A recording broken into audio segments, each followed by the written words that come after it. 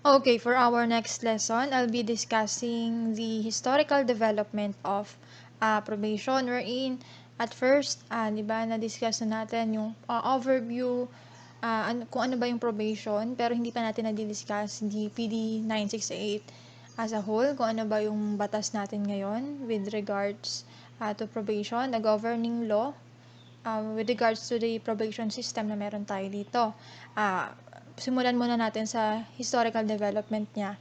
Wherein, sa international setting, ano ba yung na-adapt natin hanggang sa magkaroon tayo ng sariling probation law dito sa ating bansa. So first, England. So, the history of probation in England. So, during the 19th century, English magistrates initiated experiments to save young and inexperienced offenders from stigma of prison, di ba? Alam niyo naman kung ano yung stigma na dulot ng pagkakakulong ng isang tao, especially yung concerns sa England wherein meron tayong mga young or youth offenders na kasama mismo ng ating mga adult offenders sa iisang facility kung saan sila kinukulong. So, again, yung setting noon during the 19th century, magkasama ang youth or young offenders together with the adult offenders. So, kaya naman nagkaroon ng ganitong klaseng experiment na kung saan gusto nilang ilabas, di ba, expose again yung bata or kung sino mang offender or youth offender to the community para ma-assess nila or to check kung mas mabilis ba or kung mas makakabuti ba at kung mas effective ba yung reformation nila sa labas instead of exposing them to adult offenders, 'di ba? Without going to jail tulad nila, 'di ba? Kasi yung mga matatanda, nakakulong yan automatic.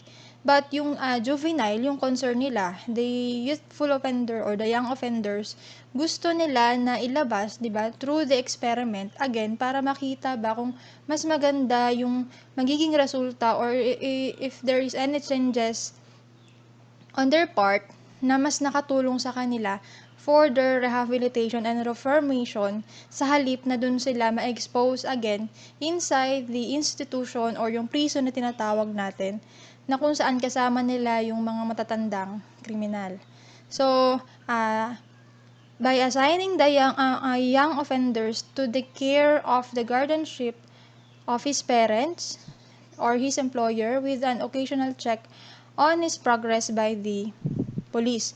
Yan yung ginagawa. So, instead nga na sila ay ilalagay sa presinto o sa kahit anong facility together with the other offenders, sila ay papalayain, di ba? I-assign sila or ibibigay sila sa pangangalaga ng kanilang guardian o kanilang parents if there is any or his employer or any other reputable person or yung napapagkatiwalaang tao, 'di ba?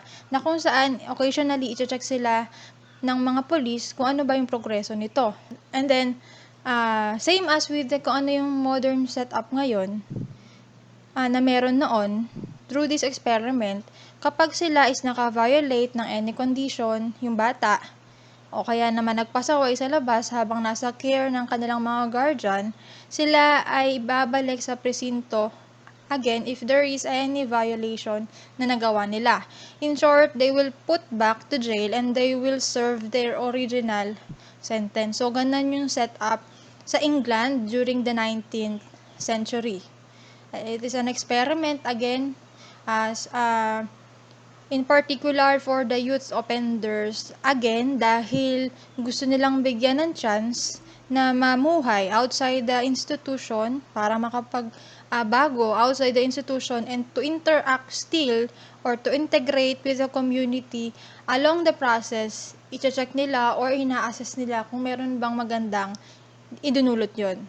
As compare, again, na-expose sila inside the prison together with the adult offender. So, yan yung sa England.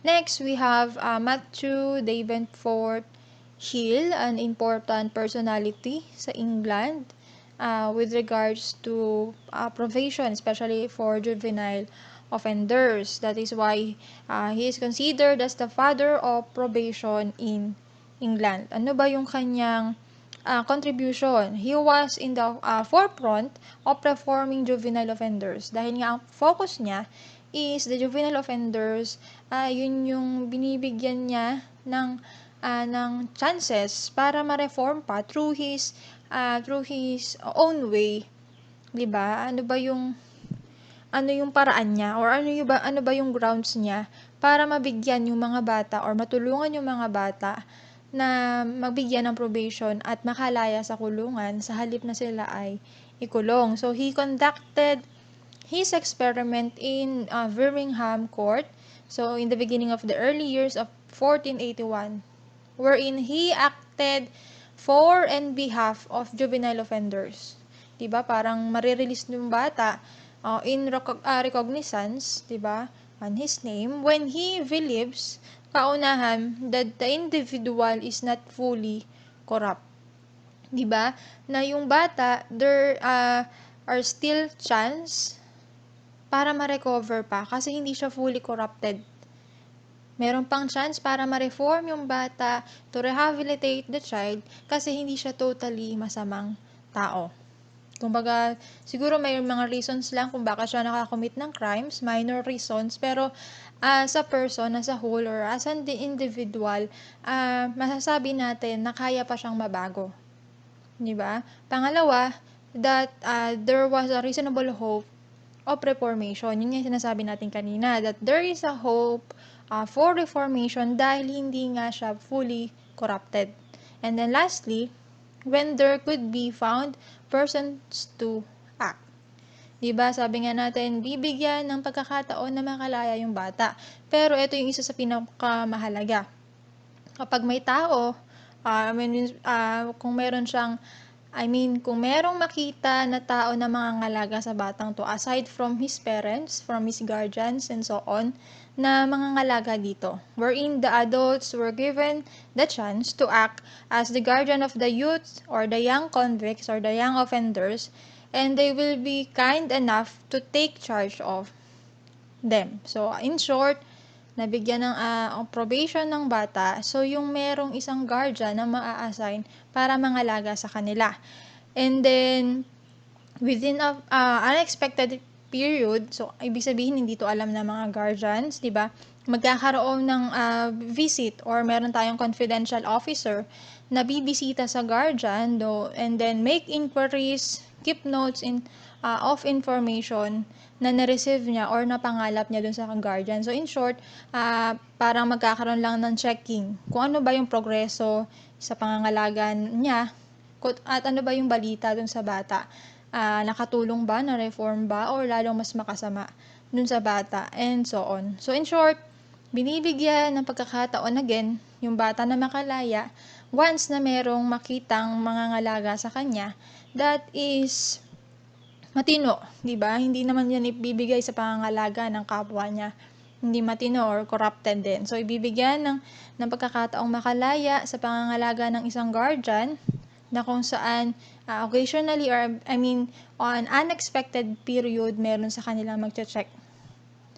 So yan po yung experiment ni Matthew Davenport Hill sa England. That is why he is considered as a father of probation in England.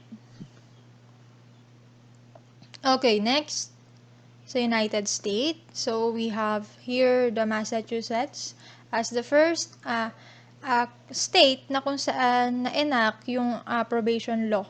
Na kung saan kauna-unahang state sa United States of America na nag-adapt ng probation law, or the first practical demonstration of probation and the first use of this term, of the term as a court service. And the enactment of the first probation law under the administration of Governor Alexander H. Rice noong April 21, 1878. So, yan lang naman sa Massachusetts, pinakakauna-unahang state sa US na nag-enact or nag-adapt ng probation law. Next is the Maryland. wherein meron silang tinatawag na Prisoners Aid Association of Maryland noong 1869 na kung saan yung volunteer services were occurred or evolved sa Maryland nga na tinatawag natin, wherein yung mga volunteers dito, di ba, kaya nga Prisoners Aid Association, there is a volunteer services na kung saan binivisit nila yung prison, ina-assist yung mga released prisoners, di ba, and gradually they began to investigate cases and assist offenders. So, meron silang tinatawag na 1894 law wherein any court in the state might release on probation for good conduct. So sa Maryland, na-adapt din nila yung probation law na kung saan nire-release nila yung tao for good conduct. Diba? Kapag meron kang good conduct record sa iyong facility or dun sa kung saan ka nakakulong, basta yung offense mo, diba, is any offenses that is not capital. So, hindi siya mabigat na kaso or mabigat na krimen yung nagawa mo. And if there is no previous conviction was proved against him. So, ibig sabihin, aside from the crime na nagawa niya ngayon, walang iba pang krimen na nagawa niya bago pa yung krimen, or I mean yung sentence or yung conviction na kinakaharap niya ngayon. Again, if no previous conviction was found, and again, upon entering into recognizance, diba, nabigyan na siya ng kalayaan, diba, once na siya ay na-release for good conduct, hindi naman totally siya is laya na. So, during such period na siya is nasa labas, diba, the court may direct him or her to appear and receive a judgment, diba, and called upon sa korte, and anytime na gustuhin ng korte na siya is pabalikin doon. So, duty niya yon or one of the condition na kapag siya is na-release, meron pa ring hold ang court sa kanya na anytime na siya is patawag. So, yun ay kanyang duty na mag-report anytime, especially when he received the judgment upon him. And then, aside from that, one of the condition, of course, is habang siya is nasa labas, siguraduhin niya that he will be of a good behavior. So, dapat siya is walang anumang gawin na masama or kalokohan sa labas, I mean. So, dapat siya is, ang focus niya lang is to keep peace and be of good behavior at patunayan niya na siya ay may chances pa na magbago at hindi na uulit dun sa kanyang ginawa. So, yan yung sa Maryland. Again, meron silang Prisoners Aid Association na meron volunteer services na nag-visit sa mga presinto, diba? Nag-check sa mga or nag-a-assist dun sa mga na-release na prisoners through the 1894 law na kung saan nagre-release sila ng mga convicted offenders on probation for good conduct. Again, basta yung offense nila is not a capital offense, and kapag there is no any previous conviction was proved against him.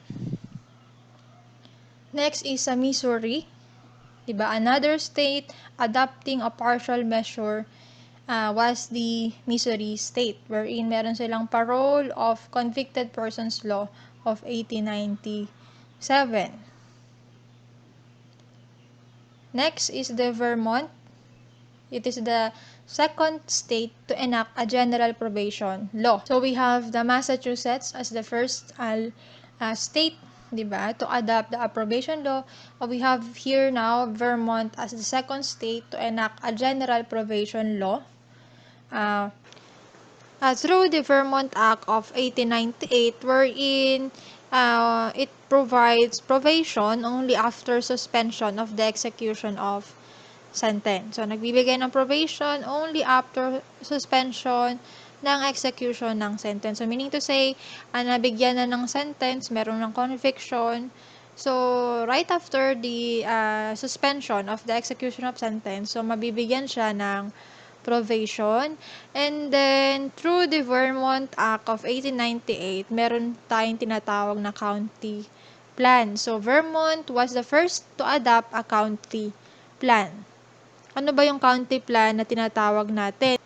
It is required or it is being required that with each court sa kanilang state, 'di ba, to apply or to have their own probation officers na kung saan yung duty niya was to investigate the accused at the request of any court, and then to authorize them as well to recommend such person, kung yung mga na-investigahan nila na convicted offenders is placed or will be placed on probation. So, yung tinatawag natin ngayon, kung ano meron tayo ngayon na probation officer na nag-conduct ng PSIR. So, dito sa history, we have Vermont as the first to adopt a county plan na tinatawag nila again, na kung saan they are requiring each court sa kanilang state na magkaroon ng probation officer, again, na kung saan ang duty is mag-imbestiga or to investigate the accused at the request ng korte kung saan sila naka-assign or any court na mag-assign sa kanila, and to authorize them para mag-recommend kung sino man yung kanilang inimbestigahan if he or the convicted will be placed on probation, kung pasado ba sila dun sa probation na pwedeng ibigay sa kanila.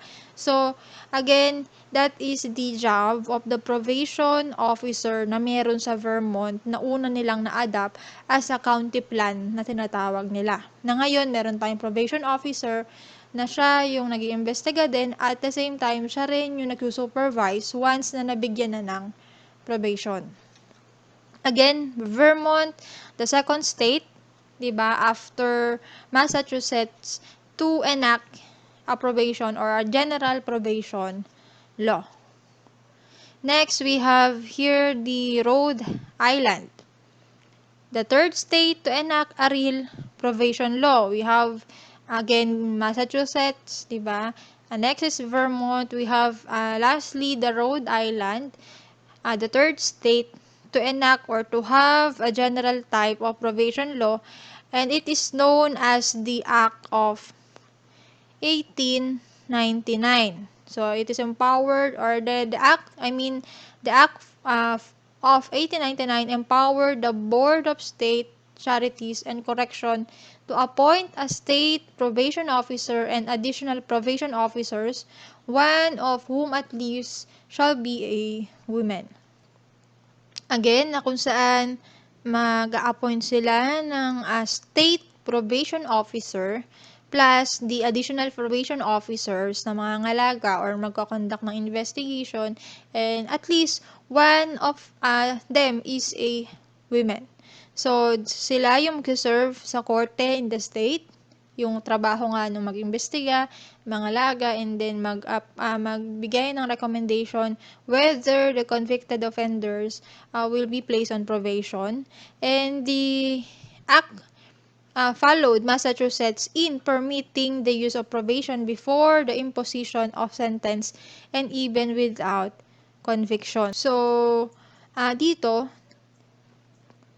kung yung iba binibigyan ng probation after the conviction, kapag nabigyan na ng sentence, kapag may conviction na sa tao, dito sa Rhode Island, through the Act of 1899, they permitted the use of probation, or nagagrant sila ng probation even before the imposition of sentence. Kahit hindi pa nabibigyan ng sentensya, and even without conviction, kahit hindi pa nabibigyan ng final verdict, kung guilty man o hindi, pwede silang magbigay or mag-impose or mag-grant ng probation. So, merong limitation dito sa probation. Basta less serious yung offense na na-commit mo, katulad lang ng iba, hindi dapat capital punishment.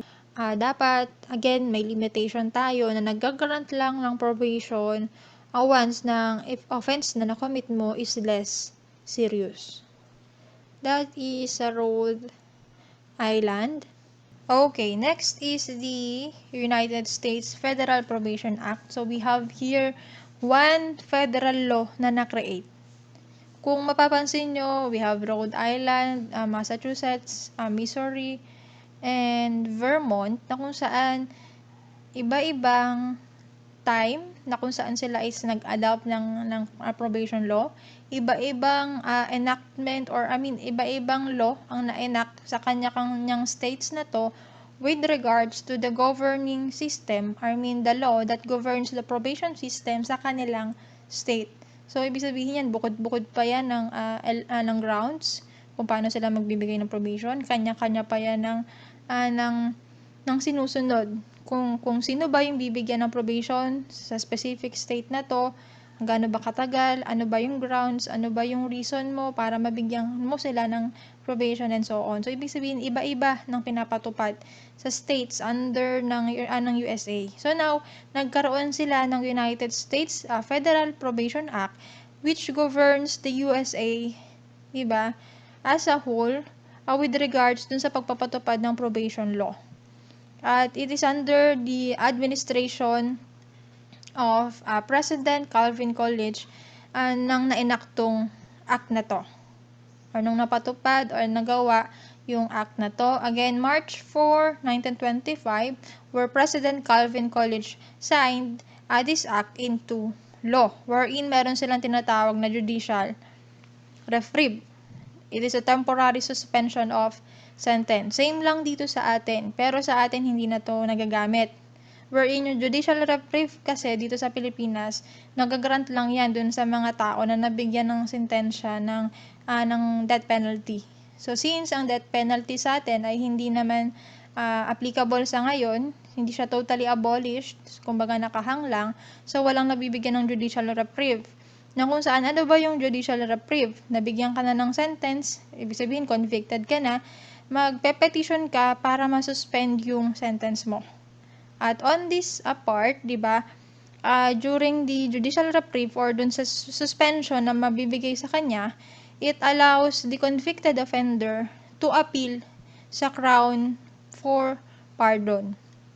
Di ba? Mag-a-appeal siya or mag-a-appela siya or magre-request siya, di ba, sa Crown or dun sa namumuno sa kanila for a pardon na kung saan mabibigyan siya ng suspension, ng imposition, and execution ng sentence sa kanya, and mabibigyan siya ng pagkakataon or he will be placed on probation for such period na ibigay sa kanya, and on such terms and condition na i-impose sa kanya as may deemed best.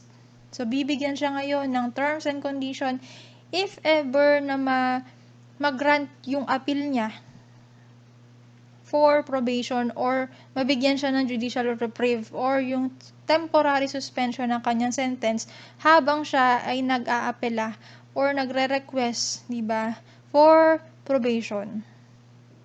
So, yan yung meron sa United States Federal Probation Act.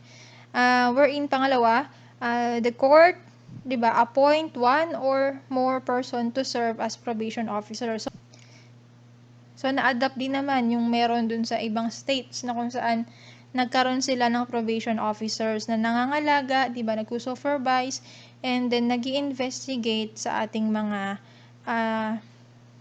probationer or dun sa mga petitioner natin. So, yan yung meron sa United States Federal Probation Act.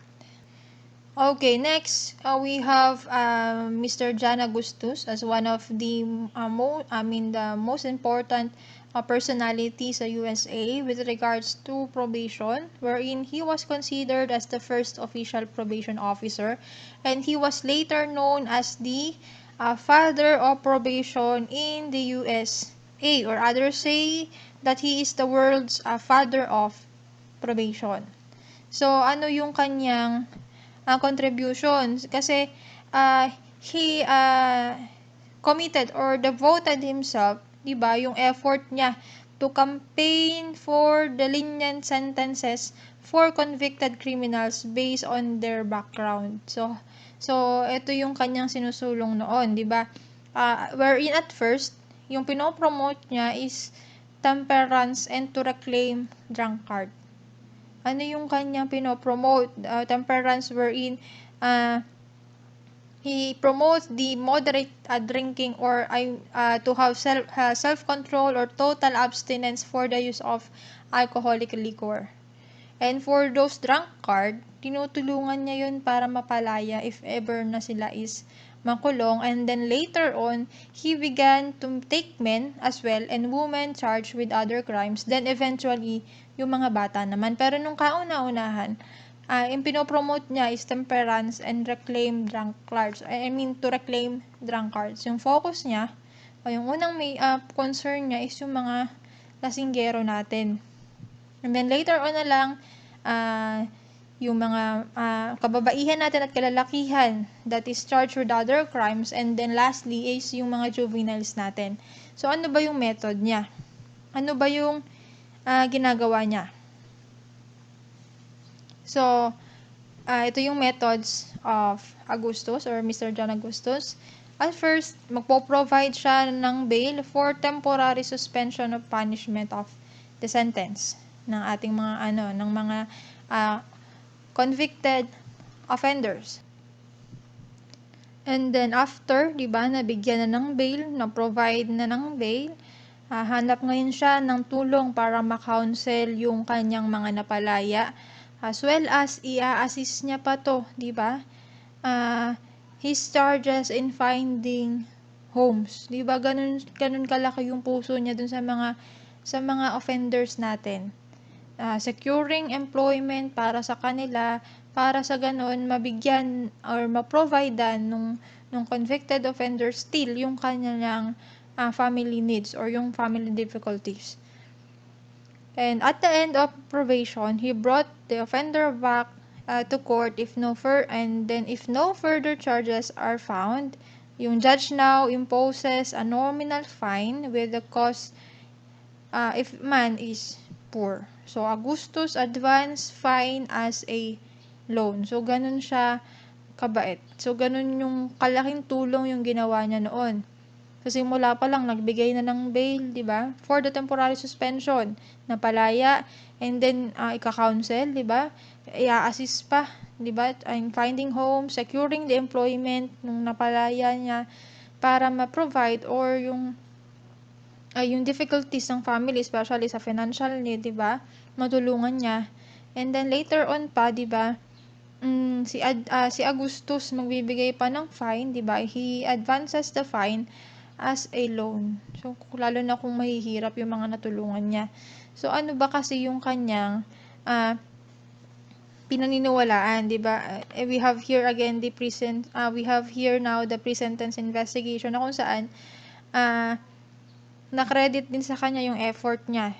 At sa bagay na to na pasimulan niya yung pre-sentence investigation during 1840s na kasi nga ang kanyang belief is the object of the law is to reform the criminal. So, ganun yung pinaninindigan niya. Ang kailangan ma-reform yung criminal, ma-prevent yung crime, at hindi basta ma-punish maliciously or to put from a spirit of revenge. So, ayaw niya nung dahil lang ikukulong para mapaghigantihan yung nagawang kasalanan o kaya naman ma-punish or maparusahan maliciously yung tao. Kaya naman, karamihan sa mga natutulungan niya, yung alam niya naman na maganda yung background. And we have here the pre-sentence investigation. So, yun yung purpose ng pre-sentence investigation. Para maimbestigahan muna yung mga tao na mabibigyan niya ng ganitong klaseng tulong bago niya bigyan ng tulong or bago niya mabigyan ng assistance na mapalaya, di ba?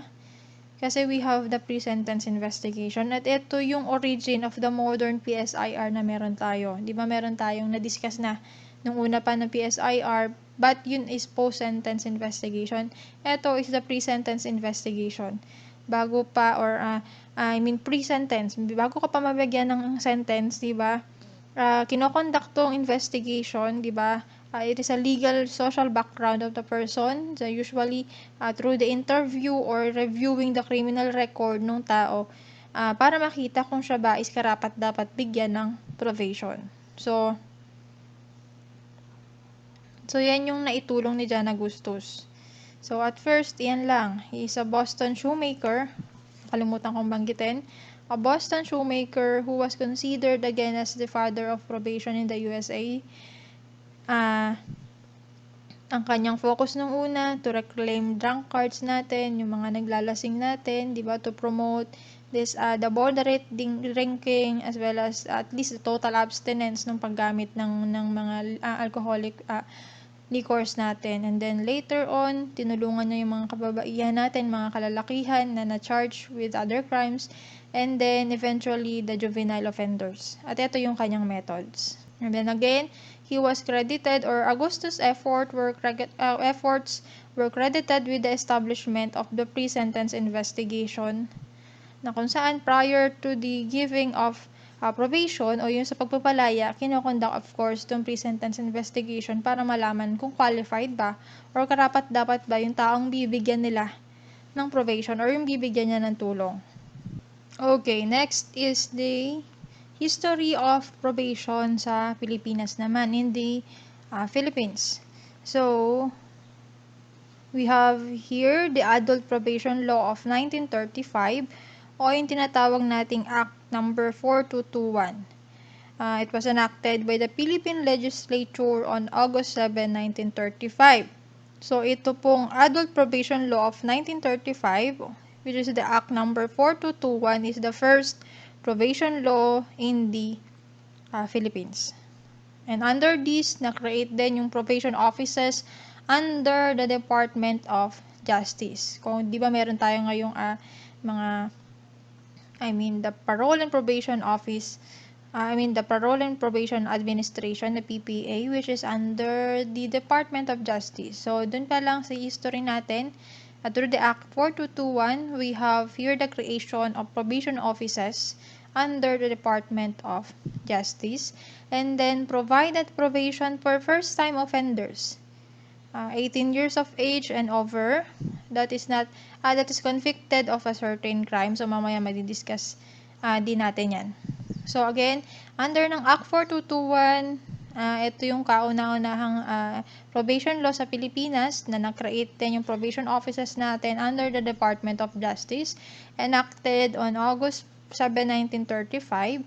But, diba, unfortunately, after 2 years, na-declared ito as unconstitutional. So, na-challenge tong batas na to through the People versus VERA. So, dahil sa case na to, na-question yung constitutionality ng batas na to. So, noong November 19, 1937, diba, 2 years, 2 years after the enactment of this law, diba, na-declared as unconstitutional tong batas na to. So, meaning to say, 2 years lang nag-operate tong law na to sa ating bansa. So, now, ano ba yung meron sa case ni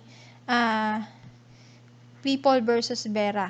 Bakit natin nasabi na na-challenge nito yung constitutionality ng Act 4221? So, meron tayong 3 grounds. Sabi dyan, it encroaches the pardoning power of the chief executive. So, ano ba yung reason bakit nila nasabi na it encroaches the pardoning power of the chief executive? Pangalawa, it constitutes an undue delegation of legislative power. And then lastly, it denies the equal protection of the... Okay, isa-isahin natin ulit. First, it encroaches the pardoning power of the chief executive. Sabi daw dyan, na declared as unconstitutional, kaunahang ground, is that because pinanghimasukan daw or na-intrude daw, there is an intrusion of pardoning power, diba, towards the chief executive, which is our president. Ano ba yung pardoning power na tinutukoy natin? Diba, the power of the president to relieve a person or a convicted offender of the legal sanction, diba, against him or imposed against him, against or his illegal conduct. Diba, nabigyan ng sentence na convict yung isang tao. Now, the chief executive has the power to give or to relieve those person. Diba, depende na sa kanya kung magagrant ba ng gantong klase ng privileges yung tao para mapalaya. So, number 1, again, through the Act 4221, pinanghamasukan daw yung kakayahan or yung authority or yung power ng chief executive natin, again, para mapalaya yung convicted offenders. But the court held that the number 1 ground wherein hindi daw ito totoo. Diba? The court held that the Probation Act did not. Hindi daw nito pinanghamasukan yung pardoning power of the Chief Executive. Iyan nga yung nasa una. Probation Act did not, by the force of any of its provinces, fixed and imposed the provincial boards any standard or guide in the exercise of their discretionary power. So, yun yung stand ng korte dyan sa bagay na yan, na no, hindi daw nito, there is no encroaching of pardoning power ng Chief Executive. Kasi nga naman daw, yung Act 4221, na kung saan yung legislature na nag-create nito did seemingly on its own authority to extend the benefits of the act na ginawa nila dun sa provinces, but in reality left the entire matter for the various provincial boards to determine kung yun ba for determine for themselves within their specific provinces kung i-apply ba nila yung probation law na to or hindi. So, ibig sabihin nito, hindi naman nila nakalagay dyan, diba? Hindi sila nag-impose, hindi nila pinorce yung mga provinces nila para magkaroon or adapt, diba? Yung to fix and impose the Act 4221, the any standards na meron ng Act 4221 para sundin nila. Sabi dyan, the Act 4221 nakadepende in each provinces kung susundin nila or hindi. So, yun yung stand or yun yung nakitang point ng korte dyan. No, hindi nito pinanghamasukan yung pardoning power, pero the Act 4221 itself, diba, na-create yan para magbigay ng kalayaan sa mga taong pwedeng mabigyan nito. So, dun pa lang sa point na yon, diba, pwede mo namang masabi na tama, it encroaches the pardoning power of the Chief Executive. That is because of that Act 4221, meron ngayong sistema, diba, na pinapatupad na pwedeng magbigay ng ganyang klase ng privileges aside from the pardoning power na yung Chief Executive lang dapat yung meron. So, pangalawa, it constitutes an undue delegation of legislative power. So, basahin muna natin. This act shall apply only in those provinces in which the respective provincial boards have provided for the salary of the probation officer at rates not lower than those now provided for provincial fiscals. So, said probation officer shall be appointed by the Secretary of Justice and shall be subject to the direction of the probation office. So, it constitutes an undue delegation of legislative power. So, dahil nga may Act 4221 na na-create ang legislature natin, ngayon, di ba, yung Pilipinas as a whole, may kanya-kanyang provinces yan. Gaano kadami yung provinces natin. So, sa halip na we have the legislative body ng government, di ba, ngayon, binigay nila yung discretionary power, di ba, yung decision sa kada provincial boards na meron tayo sa kada probinsya. Wherein dapat, 'di ba, lalo na ngayon, kung meron tayong batas, 'di ba, sa bansa natin, pinapatupad 'yan at lahat dapat ng nasasakupan ng government ng Pilipinas susundin at susundan. Yan. So we have a standardized law na sinusunod ng lahat ng provinces na meron tayo dito sa Pilipinas. But this time, the Act 4221 kasi, 'di ba, ang sabi ng legislature through the Act 4221, depende sa kada provincial boards kung i-adapt nila, kung susundin nila yung Act 4221, kung i-avail nila yung benefits ng Act 4221 para ma-enjoy ng kanilang constituents if ever na merong mabigyan ng ganitong klaseng probation privileges or act or system para sila ay makalaya. So, ibig sabihin, depende sa kada probinsya. At the same time, depende sa kada probinsya kung kaya nilang mag-provide ng salary sa probation officer na ma-employ nila. Kasi ito po ay dahil nga kanya-kanyang diskarte, hindi sila bibigyan ng government ng fund.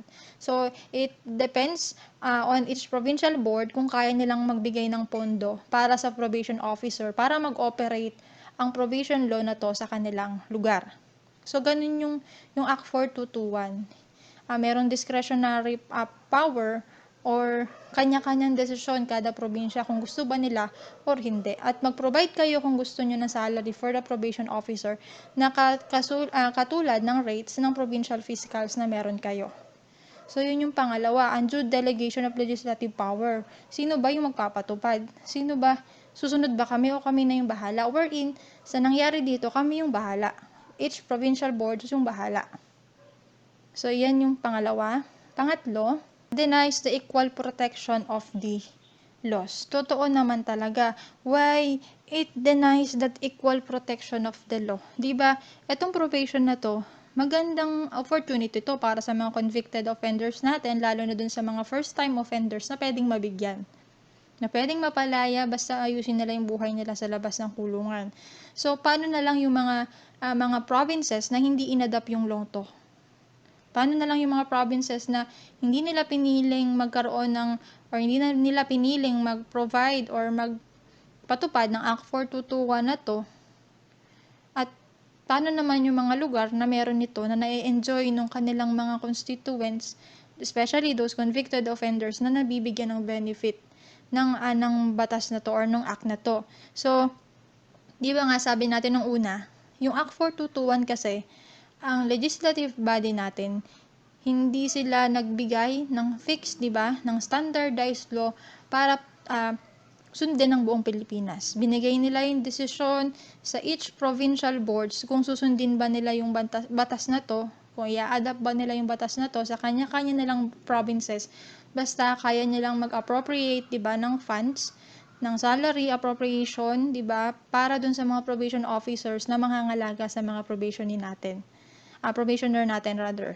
So, and then sa case ni VERA, wherein kasi siya is sa Manila. Ano yung nakapagsabi, 'di ba, sa atin na merong it denies the equal protection of law. Na napaka-unfair on his part kasi dun sa case na niya, 'di ba? Yung place na kung saan hini-hear and tinatry yung case niya is hindi applicable yung probation law na to. Diba? Sa Manila, to be specific.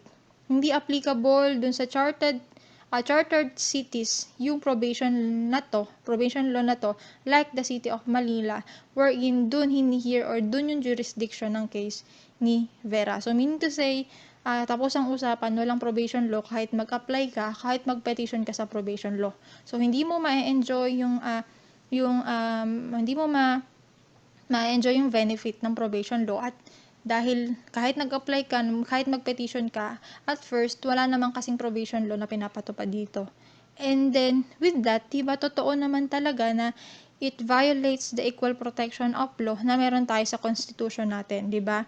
Na kung saan because its applicability is not uniform throughout the whole country, 'di ba? For each provinces, 'di ba? Nakadepende kasi again sa provincial board, 'di ba? On its own discretion to provide or not, 'di ba? The probation system, and then to allocate the sufficient fund for the probation officer is nakadepende din sa discretion ng kada provincial boards na meron tayo, as regards to their own locality and so on. So, ganun ka-unfair yung batas nito during that time, kahit sabihin natin na maganda yung idea ng probation law. But during that time talaga, napaka-unfair. So, wala tayong isang batas na sinusunod.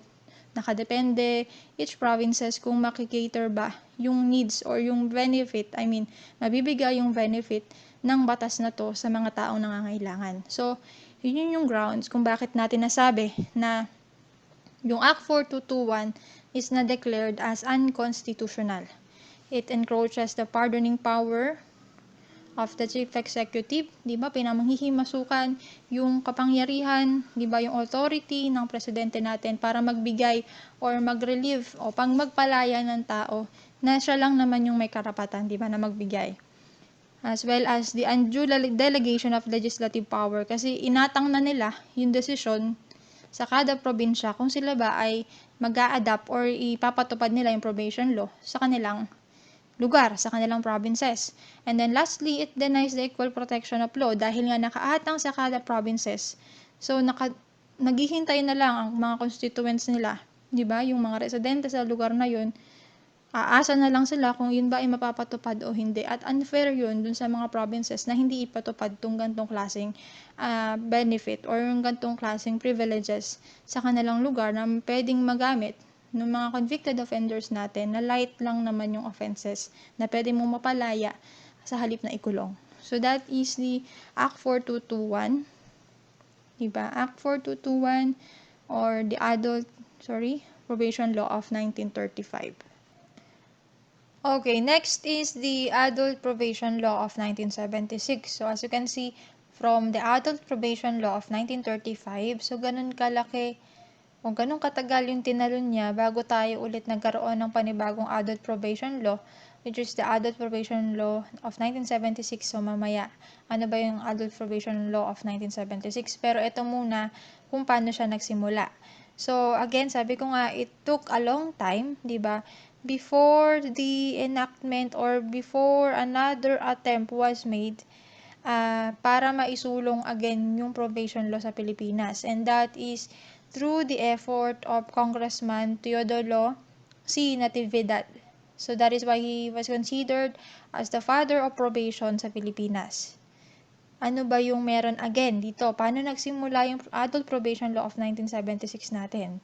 During 1972, in collaboration with former Congressman Ramon D. Bagaching, Teodoro and Bagaching introduced, diba, the House Bill 393, which intended to establish a probation system in the Philippines na finiled nila sa Congress. This bill avoided the objectionable features of the Act 4221, which was the cause of its declaration as unconstitutional. So, mas pinalish nila, di ba, kung ano yung problema, kung ano yung butas dun sa Act 4221, inayos nilang dalawa, kaya naman nagawa nila tong House Bill number 393. So, the bill was passed in the lower house and was pending in the Senate when martial law was proclaimed in 1972. So, meron silang House Bill number 393 na naipasa, but due to the martial law, na pending na naman to sa ating Senate. So, 3 years after, the National Police Commission, the ANAPOLCOM, nagkaroon tayo ngayon ng tinatawag na IDCC or the Inter-Disciplinary Committee on Crime Prevention. And then through this committee na nakapag-create ngayon or nakapag-draft again ng probation law, di ba? Na naisulong pa rin yung nasimulan ni Teodoro C. Natividad. So again, before that, the IDCCP, ito ay created in 1974, di ba? From 1972, ginawa yung House Bill number 393, so na pending, may creation ng Inter-Disciplinary Committee on Crime Prevention sa noong 1974 through Secretary Enrile, na inupuan or chaired by, pinangunahan ni Teodoro C. Natividad din. So, through his effort again, di ba, nagkaroon ng panibagong draft ng probation law na kung saan nag-conduct ng hearings, nag-conduct ng for a period of 6 months para lang mapag-aralan tong bagay na to, yung pagpapatupad agad ng probation law sa Pilipinas. And then a survey was made to elicit comments on the adoption of the adult probation system in the country. So, a result of favorable results showed, 87.1% na in favor sila for the adoption of the probation law and 7.1% apprehensive and 5.8% non-committal. So, yun yung naging resulta nung survey with regards again to the adaptation ng adult probation system sa ating country. So, the draft and as well as the survey, di ba? Yan ay pinadala kay Secretary of the Department of National Defense as well as the Secretary of Department of Justice as well as to the Supreme Court for review and for the endorsement sa ating presidente. And through their efforts, 'di ba, sa pangunguna ni Commissioner Teodoro C. Natividad, 'di ba, nagkaroon tayo ngayon ng Adult Probation Law of 1976 o yung tinatawag na natin ngayon na Presidential Decree number 968. So, yan po ay enacted on July 24, 1976 and started to operate on January 3, 1978. Signed into law by the President Ferdinand E. Marcos. From Act 4221, di ba, nagkaroon ng House Bill 393, and then nagkaroon ng mga drafts, di ba, ng pag-aaral, di ba, ng masusing pag-aaral, surveys, and hearings sa Senate. Ngayon, nagkaroon ng bunga yung efforts ni Teodoro C. Natividad together with his team, di ba, kung sino man yung mga nakatulong niya, para maipatupad itong PD 968 or the Adult Probation Law of the 1976. So, etong batas na to, na-enact noong July 24, 1976, and nagsimula to operate on January 3, 1978. So, 2 years bago siya nag-operate sa administration or under the administration of President Ferdinand E. Marcos, na kung saan itong PD 968 na to pag-uusapan pa natin sa susunod. Madidiscuss natin ng mas malawak yan sa susunod na topic natin. So, under PD 968, nakapag-establish tayo ngayon ng probation system that is less costly alternative to the imprisonment. So, sa halip na magkukulong, makakatulong tong probation system which is less costly sa offenders natin as well as sa government who are likely to respond to individualized community-based treatment program. So, mapapag-usapan pa natin again, ano ba yung nilalaman ni PD 968? Paano nag-grant? And sino ba yung nagbibigay again? Diba? Ano ba yung mga crimes na pasado na nakomit ng tao na pasok pa rin sa grant ng probation? At ano ba yung sino ba yung mga disqualified offenders and qualified offenders and so on. The period of probation, kung gaano katagal, ano ba yung maximum years of imprisonment na pasok para mag-grant ka ng probation and so on. So, ito yung history again ni PD 968 or the probation law na meron tayo sa Pilipinas. Next, the basic differences between the PD 968 and the Probation Act of 1935. Ano ba yung kaibahan ni Probation Act of 1976, which is the PD 968, and the Probation Act or the Adult Probation Law of 1935, which is the Act 4221, na na-declared as unconstitutional. Ano ba yung kaibahan nila?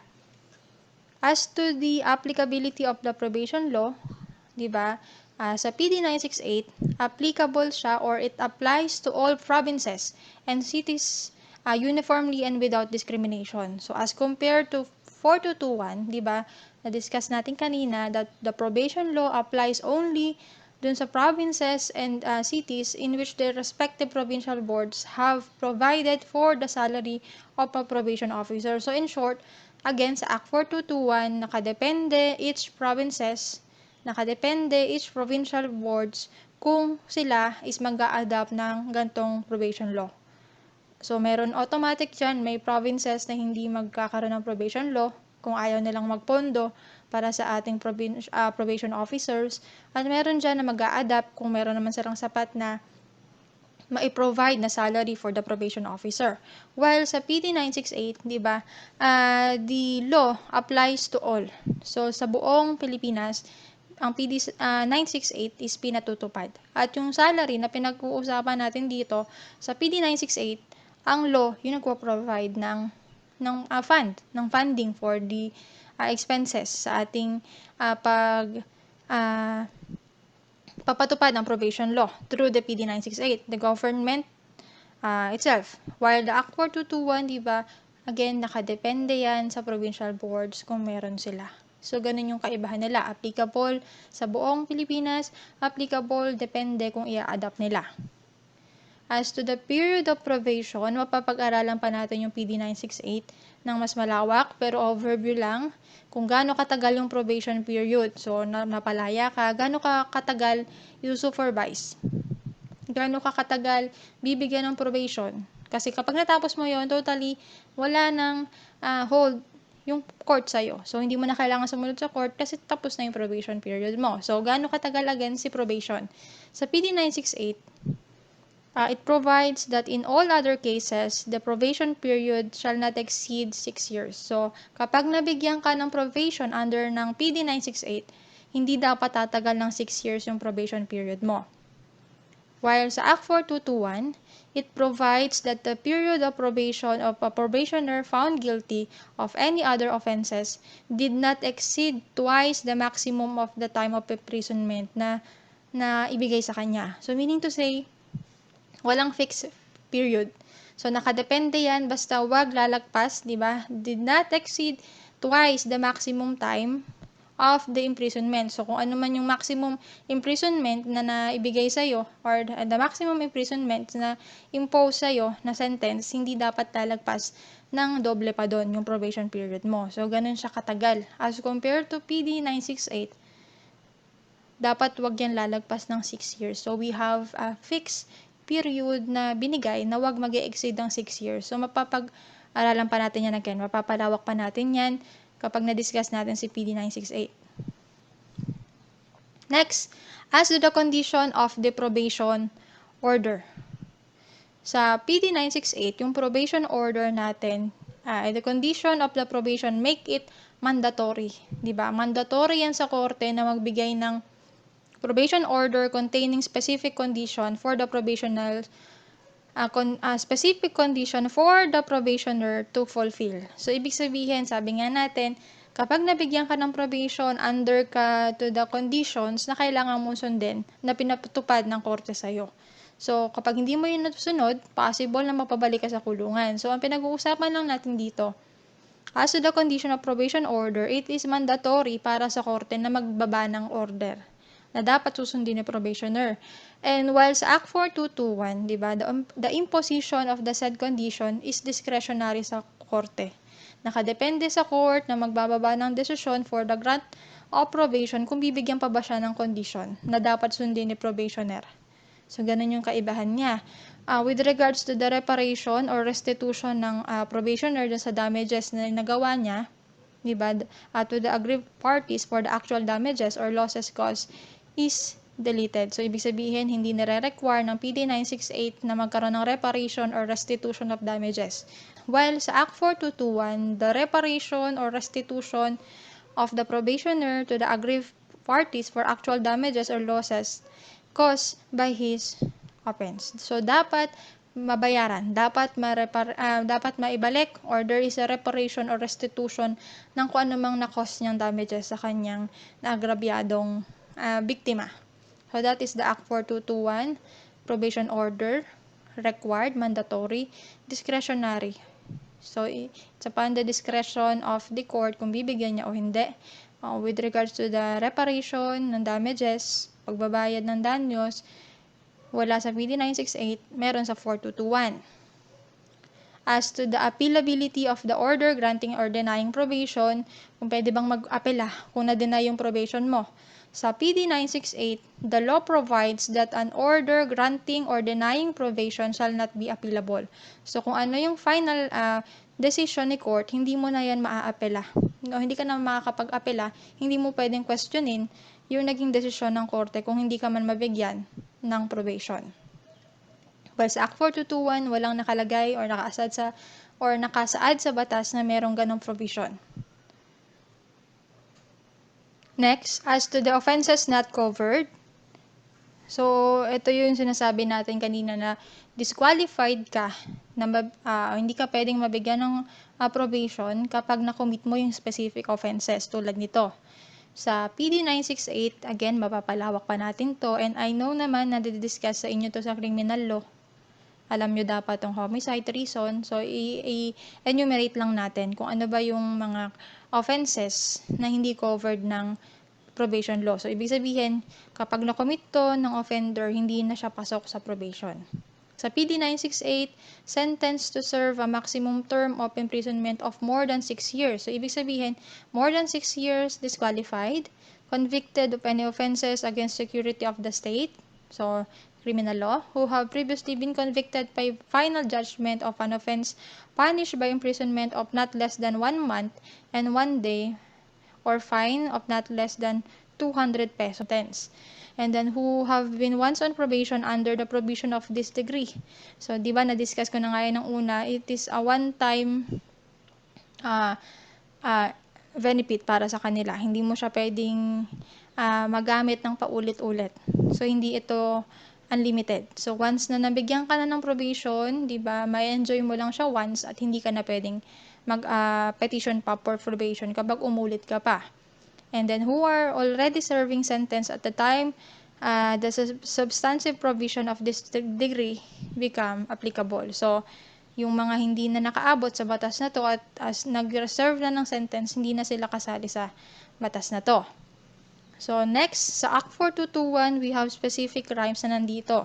Homicide, treason, misprision of treason, sedition, espionage, conspiracy, piracy, brigandage, arson, robbery in band, robbery with violence on persons when it was found that they displayed a deadly weapon and corruption of minors. We have specific crimes na wala nang question at all. Pag ito yung nakumit mo, hindi ka pasok sa probation under ng Act 4221, while the PD 968, ito yung kanilang disqualification. So, madidiscuss pa natin again si PD 968. Overview lang yan. Next, as to the modification or revision of the condition of probation. So, while nag-undergo na siya, or siya is nasa period na ng kanyang probation, so automatic yan, may probation order na sa kanya. May condition na nailatag, may terms and condition na sinusunod si probationer na galing kay court. So now, pwede ba siyang modify? Pwede ba siyang ma-revise? Yun yung question dito. Under ng PD 968, the modification or revision of the conditions of probation under ng PD 968, to be specific sa Section 12, provides in part that during the period of probation, the court may, upon application of either the probationer or the probation officer, revise or modify the condition or period of probation. Dun sa modification or revision, ito is nasa effort na ni probationer and then the probation officer kung sila ay magpe-petition for modification, especially dun sa conditions, dun sa period of probation, kasi pwede itong mas mapahaba, di ba, on the part of the probation officer, kung mas mapapahaba kasi pasaway o possible pa na matanggalan siya ng privileges, may ipabalik sa kulungan, depende dun sa magiging report ni probation officer. As well as kay probationer, di ba, mag-request ka, di ba, para mas mapagaan ng konti, ma-modify ng konti yung condition sa iyo, basta sang-ayon, of course, sa probation officer at ang korte. So, ang ibig sabihin lang dito, habang ikaw ay nasa probation period, upon the application, so, kailangan mag-petition or mag-apply si probationer or si probation officer, mag-report kay korte for the revision or modification ng condition ng period of probation ng probationer, as well as the other conditions na pwedeng ma-revise na makakatulong sa probationer, as well as makakatulong kay probation officer para mas lalong ma-supervise si probationer. While sa Act 4221, it provided that the court, diba, that the court may at any time revise, modify, or enlarge the condition or period of probation. So, ito naman, at any time. The court, ang court pa, depende na sa korte, anytime, pwede siyang mag-revise, mag-modify, o mas palawakin pa yung conditions. O kaya naman mas paliitin pa yung conditions na pwedeng sundin ni probationer na makakatulong sa kanya para ma-reform, still ma-rehabilitate outside the institutional facilities. So again, modification, revision sa PD 968 upon the application ni probationer and then the probation officer, while sa Act 4221, the court, yung korte at any time. Pwede siyang mag-revise and mag-modify. Lastly, as to the name of probation officer and its head, sino yung namumuno sa kanila at anong tawag dun sa probation office. Sa PD 968, we have the probation administration or the parole and probation administration as its office. And then we have the probation administrator, the executive officer of the probation administration. Again, madidiscuss pa natin yan. And then, well, the Act 4221, ang office is the probation office ang tawag. And we have the chief probation officer as the head of their probation office. So, yun lamang po yung kaibahan ng PD 968 to Act 4221 na declared natin as unconstitutional based dun sa grounds na na-discuss natin kanina.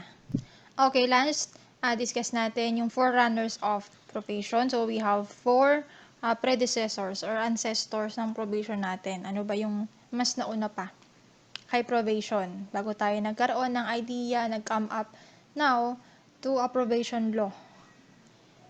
First, benefits of the clergy. Diba yung sa simbahan? A compromise between the church and the king wherein any member of the clergy brought to trial in the king's court shall be claimed from that jurisdiction by the bishop or chaplain representing him and placed under the authority of the ecclesiastical court. So, ang meron dito, the benefits of the clergy ay isa sa paraan para gumaan yung punishment dun sa isang member of the clergy na nakakommit ng krimen. So, ibig sabihin kung ang church ay may jurisdiction over the person or any member of the clergy, so ang church yung nangangalaga dito. Nagkakaroon ng agreement between the church and the king na ang church na yung bahala dito sa taong to na nakakommit ng crime. So, meaning to say, may rights ang simbahan na magkaroon ng jurisdiction over someone kapag ang nakomit lalo nila na violation is pasok sa kanilang jurisdiction. So, during that time, naging issue rin tong benefits of the clergy kasi nagamit to for corruption. Kasi kapag nakakomit ka ng krimen, para makalusot ka na lang, kailangan mong magbayad sa kanila. And even those person na nakakomit that is outside their jurisdiction, ibig sabihin, hindi nila hawak. Ibig sabihin, mananagot sila sa hari. Kung ano yung parusa sa nasasakupan nitong haring to, yun yung magiging parusa nila. So, para mas mapagaan yung kanilang punishment, di ba? Kailangan nilang maging under ng jurisdiction ng church. Ang nangyayari dito, di ba, nakikipag-negotiate ngayon si church kay king, di ba? Nakukuhanin ngayon ng church yung jurisdiction ng tao sa kanila. Pero hindi alam ng king na kaya nila ginagawa or kaya ginagawa ng church yun kasi merong kapalit na pera. So, yun yung nangyari nung unang panahon. Naging corruption yung gantong bagay na yung nakakapag-commit kahit hindi jurisdiction ng church, basta magbabayad ka, yung church na yung bahala. So, that is the benefits of the clergy. Next is the judicial reprieve. Ito nga yung binabanggit natin kanina.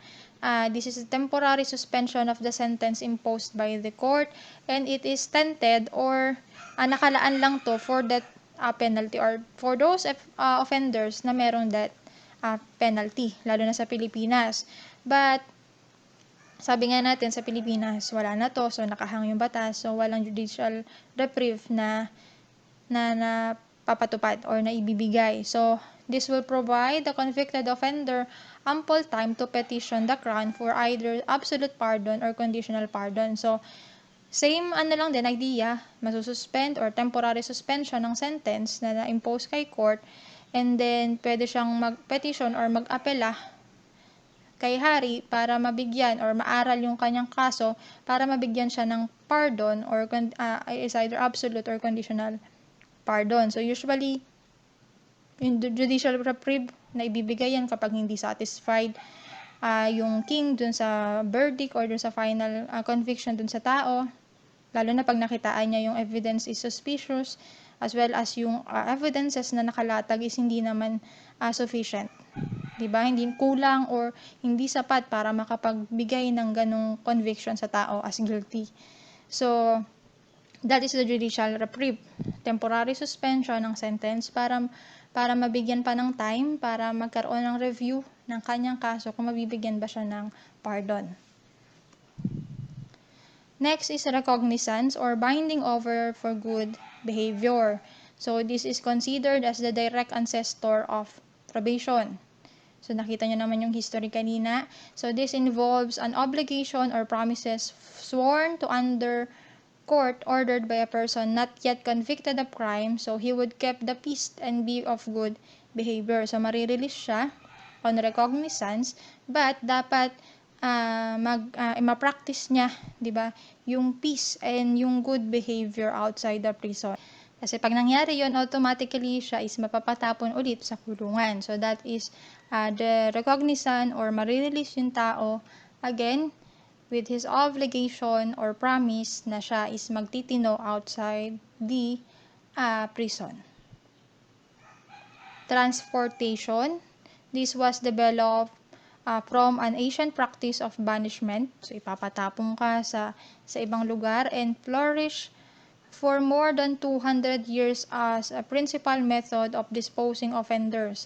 It served mainly as cheap source of supplying labor to the colonies of England. So, itong transportation, lalo na itong napakinabangan sa England, wherein nagiging slave yung mga kriminal, ginagawa silang utusan or ginagawa silang trabahador sa kanilang pinagtapunang lugar. So, sabi nga natin, di ba, dinidispose o tinatapon, tinatransport yung ating mga convicted offenders sa ibang lugar na kung saan dun sila magwo-work, dun sila magle-labor. Pinapakinabangan sila ng government na kung saan, di ba, yung perang kinikita nila hindi naman sa kanila napupunta kundi sa gobyerno. So, it is a substitute for brutal punishment sa pinanggalingan na ng lugar. So, sa halip na parusahan sila sa lugar na kung saan sila nagkasala or nakagawa ng krimen, ipinapatapon na lang sila sa ibang lugar to give them opportunity, diba, to rehabilitate themselves, diba, through other method wherein yun nga, kailangan na magtrabaho at the same time para ma-decongest din yung jail or yung prison dun sa lugar na kung saan sila nagkasala. Sa halip nga naman na ikulong natin, sa halip na bigyan ng punishment, ng brutal punishment, pakinabangan na lang natin sa ibang lugar. I-dispose natin, i-transport natin, yung banishment na sinasabi natin, ipatapon sa ibang lugar at pakinabangan natin through their labors. So, yun po yung 4 na forerunners ng ating probation.